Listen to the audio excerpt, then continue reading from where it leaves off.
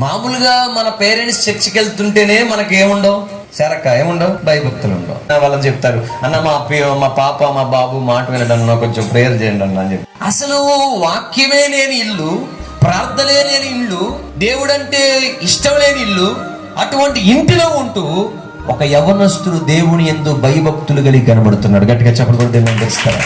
ప్రైజ్లో ఆలోచన చేయండి. అసలు ఆ యవనస్తుడు ఎక్కడున్నాడు? ప్రార్థనకు అనుకూలంగా లేని వాతావరణం, అసలు వాక్యం చదవడానికి అనుకూలంగా లేని వాతావరణం, అసలు ఆత్మ సంబంధమైన ఆ పరిస్థితి లేని వాతావరణంలో ఉన్నాడు. కానీ యవనస్తుడు దేవుని యందు ఏం కలిగి ఉన్నాడు? భయభక్తులు. కాబట్టి ఈ ఓబద్య భక్తి లేని ఇంటిలో ఒక ప్రత్యేకమైన వాడిగా కనబడుతున్నాడు. ఆమె నేనేమంటానంటే, ఈ పగటి వేళ మన ఇంట్లో మమ్మీ డాడీ ఎలా ఉన్నారు పక్కన పెట్టండి, మన బంధువులు ఎలా ఉన్నా పక్కన పెట్టండి, మన ఇంట్లో మనము ప్రత్యేకంగా ఉండాలి.